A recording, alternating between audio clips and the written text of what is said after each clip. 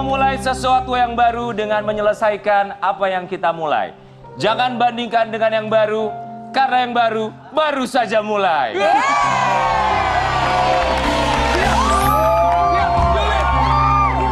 Siap Om Julid, aku setia untuk mengawal kamu sampai kapan.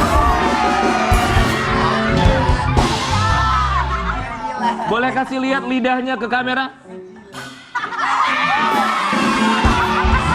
Lidah penggila. Pokoknya siapapun bos saya selalu jadi asistennya. Saya tidak mau membanding-bandingkan sama seperti lagu barusan. Tapi saya mau nanya sama gula-gula di sini. Ya. Mendingan yang kemarin apa yang baru?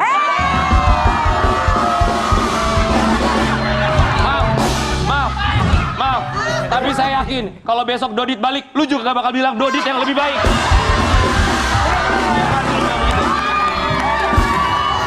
Tapi ini dia, kita hadirkan bintang tamu kita yang luar biasa pada malam hari ini, Angelina Sondang, Mona Ratuliu, dan juga Mima Syafa. Terima kasih banyak sudah hadir malam hari ini. Boleh kita persilahkan untuk duduk. Ini dia para perempuan cantik. Gula-gula, dia ada panggilan baru buat bos saya. Apa? Namanya Om Julid. Silakan Om. Ngeri deh ini Om Julid banget namanya. Kita buktikan ya hari ini ya. Tapi terima kasih kita ucapkan untuk bintang tamu kita yang sangat luar biasa sudah hadir pada malam hari ini. Ya. Semua dalam keadaan sehat ya. Alhamdulillah, itu yang paling penting. Pastinya kita juga akan mengambil inspirasi dari masing-masing persona yang hadir malam hari ini. Karena semua punya cerita dan semua punya inspirasi yang bisa diambil dari masing-masing. Tapi kita akan lihat dulu. Yang pertama kita mau kasih lihat. Buat pemirsa toksik di rumah. Ini ada seorang Mima Syafa. Mima, kamu tuh umur berapa sih sekarang? Aku 19 tahun sekarang. 19 tahun, ya. Nama aku dong. Ego 19 tahun. 19 tahun lalu. 38 dong ya. Kita mau kasih lihat dulu buat pemirsa di rumah. Ini dia sosok dari seorang Mima Syafa, putri tercinta dari seorang Mona Ratuliu. Kemarin juga sempat berbagi, kita tahu informasinya. Kemarin sempat bergelut dengan kondisi mentalnya. Seperti apa? Kita lihat yang satu ini. Artis belak-belakan tentang kesehatan mental yang ia alami. Mima Syafa, putri sulung Mona Ratuliu dan Indra Brasko tumbuh dalam keluarga harmonis. Mima sempat ingin mengakhiri hidupnya. Dalam media sosialnya, Mima sempat membagikan kondisinya yang tak baik. Mima mengalami mental health atau sakit mental dan sedang berjuang untuk bangkit. Mima mendapatkan dukungan full dari keluarganya. Bagaimana kondisi Mima saat ini? Kita langsung cari tahu di Toxic Talk Show Asik. Mima, ini kan tidak mudah buat semua orang bisa bercerita, apalagi di televisi nasional ya. Secara live kamu bercerita mengenai kondisi mental. Apa sih alasan kamu untuk bisa berbagi bercerita ini semua? Aku selalu bilang ini sih ya. Kayaknya Bunda tahu. Waktu aku pertama dirawat di rumah sakit karena kondisi mental aku ingat banget Bunda ngomong ke aku kalau terserah kamu mau lihat kondisi dan situasi ini seperti dengan sudut pandang apa, dengan kamu mau lihat ini sebagai berkah atau sebagai musibah. Nah aku tuh dari SMP udah sering mengadvokasikan tentang kesehatan mental karena emang aku udah menjalani problems mentally dari aku SD juga. Dan pada saat itu aku juga bingung karena awareness dan kesadaran tentang kesehatan mental itu sangat awam dan sangat sedikit. Jadi pas aku SMP aku menggunakan platform Instagram aku untuk menceritakan tentang kisah kesehatan mental aku. Nah pas banget pada saat itu beberapa bulan yang lalu kondisi mental aku juga lagi nggak baik, aku lagi di rumah sakit dan aku langsung mikir, aku tahu kalau cerita aku bakal menginspirasi banyak orang dan aku tahu kalau aku nggak sendirian, sama kayak tahun-tahun yang lalu.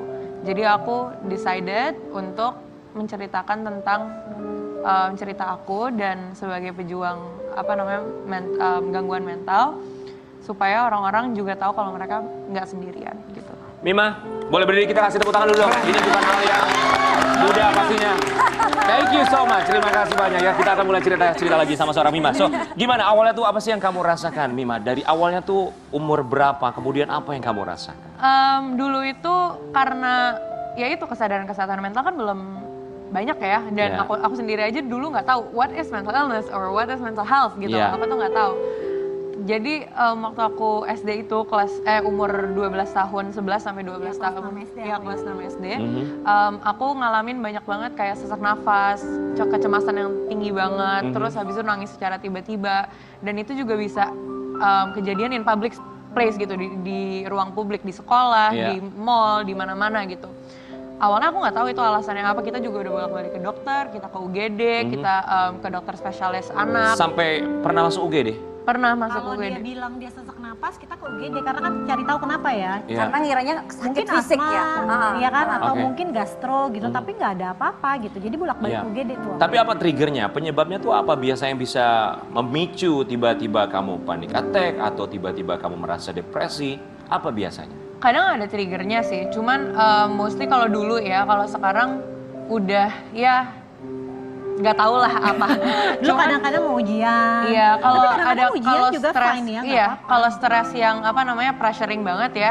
Cuman kalau misalkan dulu juga di situasi sosial, aku orangnya nggak terlalu bisa dalam keramaian gitu. Iya. Cuman kalau tapi lebih sering nggak ada pemicunya sih, jadi datang dari dalam diri Tiba-tiba. sendiri aja. Ya. Tapi kalau Mona Ratuliu sendiri sebagai seorang ibu, apalagi juga kita tahu Mona Ratuliu begitu aktif sekali menulis berbagai kisah mengenai parenting.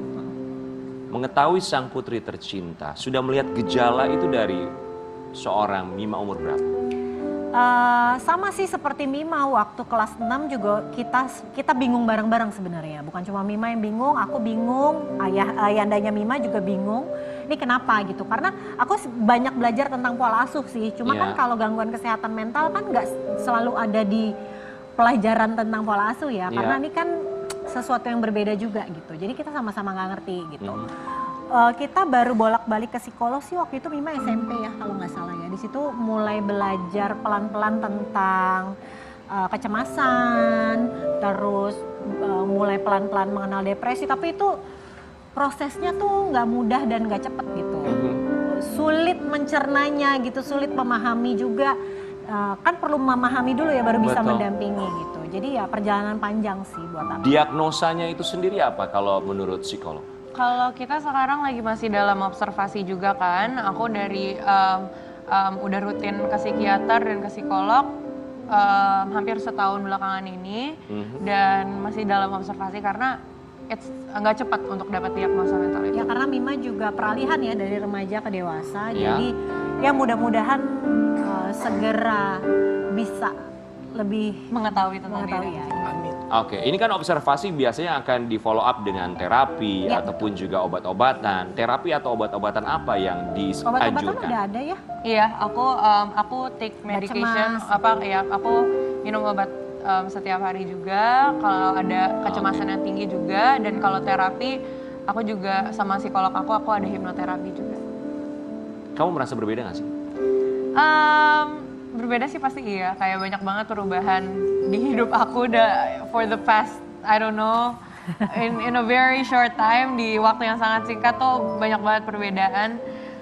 Cuman ya aku masih dalam journey untuk lebih mengenal diri aja. Menurut aku pandemi membuat lebih sulit sih ya. Pasti. Gitu. Jadi ya mungkin lebih berat setelah pandemi sih kelihatannya ya. Aku yang bisa ngerasain kan Mima ya, tapi aku ngelihatnya memang pandemi lebih menyulitkan kondisinya Mima sih menurut aku. Tapi ya kita harus lewatin sama-sama. Mona Ratuliu seorang ibu. Dalam pikiran seorang Mona Ratuliu mengetahui bahwa putri tercinta memiliki kondisi kesehatan mental yang berbeda. Apa dalam pikiran Mona Ratuliu? Awalnya bingung, sempat sedih juga, terus banyak khawatirnya pastinya. Tapi menurut aku sih langkah pertama yang paling penting adalah menerima ya. Menerima kalau ya udah anakku memang kondisinya seperti ini. Ketika aku memutuskan untuk menerima ya semuanya jauh lebih mudah. Ngedampingin Mima juga jauh lebih mudah. Dari yang dulu ya kebingungan gitu, sekarang ketika tahu oh ya memang kondisinya Mima seperti ini, buat aku jauh lebih lebih bisa berdampingan lah sama Mima untuk ngadepin ini. Ada kesulitan dalam penerimaan pada awalnya? Bukan kesulitan dalam penerimaan ya, lebih kepada kebingungan ya. Karena kan kita nggak langsung dapet. Mengerti, paham ya? Karena Mima sendiri mendeskripsikan rasanya tuh nggak mudah ke aku. Jadi kenapa sih Mim gitu? Nggak tahu, kok aku tuh rasanya begini, aku sedih terus apalah. Kenapa ya gitu. Kebingungan seperti itu ya. Makanya memang dibutuhkan tentu saja ahlinya. Dan kita juga harus garis bawahi pastinya untuk pergi ke psikolog, ke psikiater, bantuan apapun itu adalah hal yang sangat Itu hal wajar yang sekali. normal, ya. Justru ketika kita pergi ke psikolog dan juga psikiater itu artinya dengan sadar bahwa kita memang seorang manusia memang butuh bantuan. Ya kan? Nah. Tapi kita akan kasih lihat juga ya. Kita ada screenshot foto dari tanggapan netizen juga ya kepada Mona Ratuliu. Mari kita lihat bersama. Ini ada tanggapan netizen, beberapa di antaranya ini sempat diposting juga. Jadi di capture sama Mona Ratuliu, kemudian dia posting kembali di Instagramnya. Kenapa sih ketawa? Coba aku pengen tahu Why? Kenapa Kak Mona? Kenapa ketawa Kakak Mona? Diangkat begini, aku tuh bercanda doang loh, maaf Oh, ya. oke. Coba boleh aku baca sedikit. Katanya kasar, ada dugaan katanya kasar, terus Ayahnya akhirnya selalu ngomong jogetin nada tinggi aja dan kasar, deh. ya. Gitu. Kenapa nggak ditanggapi tapi malah ya udahlah biarin. Kenapa kamu Mona? Emang that's how we cope. Keluarga kita emang kalau komen sesuatu ya kita bercanda aja gitu kalau ngelihat Makanya itu. di sini kan kalian dideskripsikannya katanya, oh iya aku tanteku kan tetanggaan sama mereka, ayahnya tuh kasar banget, katanya gitu. Ya karena tidak terjadi jadinya lucu aja ya Min. Ya ampun kayak kalian nggak tahu aja sebaik apa Yanda itu papa aku. Ya. Ya dia lucu banget. He's the best dad in the world dan aku lucky banget Yanda. Aku lucky banget aku bisa punya ayah seperti Yanda dan dia tuh suportif banget sama keadaan mental aku. Jadi kalau ada yang bilang bapaknya tuh galak banget, bapaknya tuh keras banget, itu salah, itu semuanya salah. You don't know about that. Hello semuanya. Yanda itu adalah salah satu ayah yang paling sering main Instagram, main TikTok sama anak-anaknya dan mendapatkan viewers paling banyak. Gokil banget joget loh Yanda ya. Jadi aku setuju dengan Kenapa? Mona. Lebih baik jogetin aja karena benar. di luar sana nggak tahu. Ya kan? Kita tuh sesungguhnya seperti apa ya? Betul Kak. Jogetin aja Kak. Iya betul. Satu pertanyaan, tolong dijawab dengan singkat. What if? Apa seandainya? Kita umur tidak pernah tahu. Masih ada kekalutan dalam seorang Mona Ratuliu ketika harus pada akhirnya meninggalkan seorang Mima. Ketakutan apa? Ketakutan terbesar apa dari seorang Mona Ratuliu? Apa tuh maksudnya meninggalkan Mima? Ketakutan terbesar tentang Mima. Mungkin dijawabnya abis ini aja gimana? Boleh? Ganteng biar pada Nanti penasaran. kita akan cari tahu seperti apa. Oke. Tapi yang pasti begitulah seorang anak. Ketika berbahagia, seorang ibu tidak akan meminta berbagi kebahagiaan. Tapi ketika seorang anak terluka, seorang ibu akan menghampiri untuk bisa dapat membagi luka. Kita akan kembali sesaat lagi. Tetap di Toxic Talk Show. Asik.